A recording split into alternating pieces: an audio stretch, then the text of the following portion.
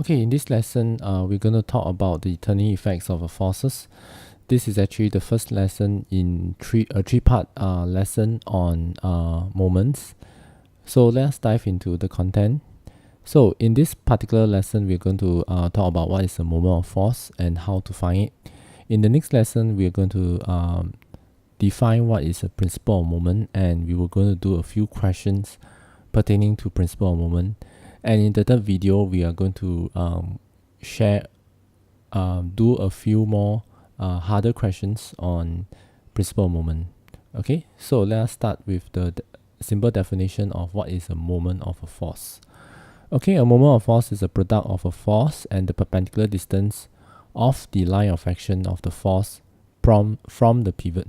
So this definition looks a little bit complicated, but actually if you draw the diagram, the formula is actually simply moment is equal to F times D. So the F is this force F here, and the D is the distance from here to here.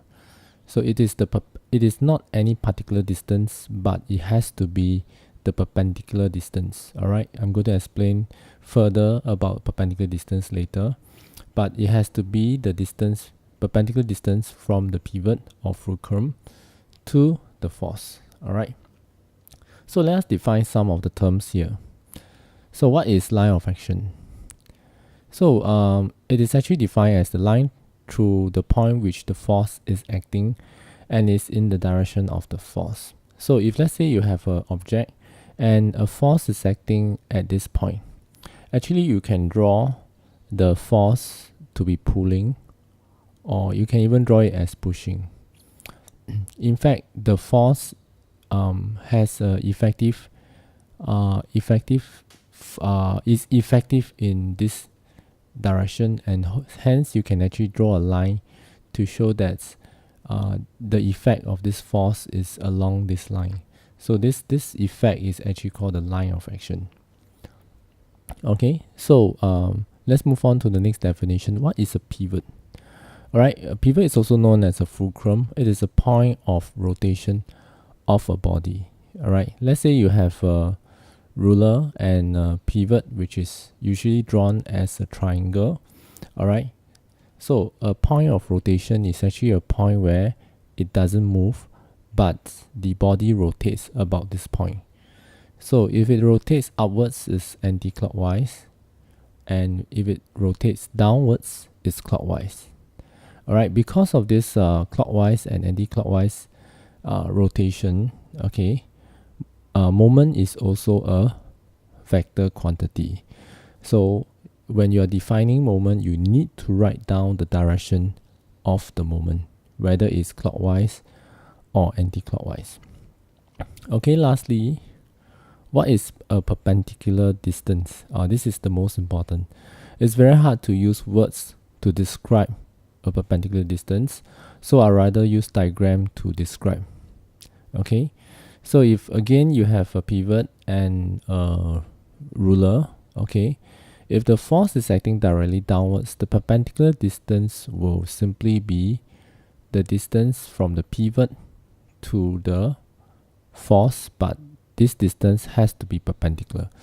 The angle that is perpendicular or 90 degrees has to be this angle between the line of action of this force and towards the pivot. Now what if you have a case where the force is not pointing downwards but slanted? So again, you realize that this length, if you use the same length as in the previous case to define, it will not be the perpendicular distance because this angle will not be 90 degrees. So hence, the perpendicular distance will have to be along here. Alright? Okay, and then lastly, if it is pointing another direction, again, this distance will not be your perpendicular distance because this angle is not 90 degrees, and the perpendicular distance will be here.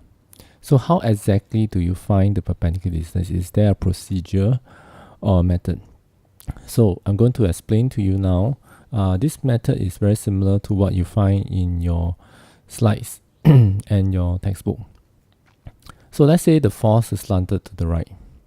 So the first step that you need to do is to draw the line of action of the force. Okay, the line of action of the force is like the direction where the force is effective towards.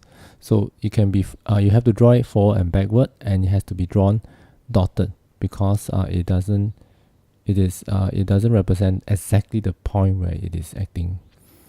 So the next thing is you need to put a ruler at the force with one edge of the ruler resting on the force. Okay, in this case, this edge. And then next you move the ruler upwards towards the pivot. Now you will realize that at a point, the other side of the ruler just touches the pivot. Now what happened is that this side and this side is right angle. So in effect, you are actually finding the perpendicular distance, and this will be the perpendicular distance, right? Because this is a right angle and this touches the pivot, and this touches the line of action at the 90 degrees. So that's how you find the perpendicular distance. All right. So now let us try a few examples. Okay, you may want to pause the video now and try it yourself. Once you're ready, we will start to discuss. Okay, so I expect that you have already done the question. So let me try. Okay, I'm not using a ruler, so I might have a little bit of not straight line. I hope you can forgive me. Now for the first case, what happened is that you must draw the line of action. So I'm not going to draw too much. I'm just going to draw a little bit. So if you put a ruler, you will realize that if you move it up, the perpendicular distance will have to be here. All right, here. So this is your D. So this is example number 1. Example number 2, similarly, you're going to draw the perpendicular distance in the line of action first. Then you're going to use a ruler and move it, and you realize that the perpendicular distance is here. Alright. And then for case number 3, similarly, you move it down. Okay, the line of action is here. So the perpendicular distance will have to be here. Alright. Finally, for this case, then you'll say, teacher, how do you do this? Okay, what happened is that if you draw the line of action of the force, you realize that the line of action actually cuts the pivot. Alright, so when it cuts the pivot, the perpendicular distance is 0 because there is no distance between the line of action and the pivot. Okay, if line of action cuts pivot. Alright. Okay, so this is no perpendicular distance. Now how about the last one? So the last one, again, we draw the line of action. So the perpendicular distance will be here. Okay, so this is the 5 cases. I hope that you are able to understand how to find the perpendicular distance. Alright, so with this information, let us dive into how to solve these questions.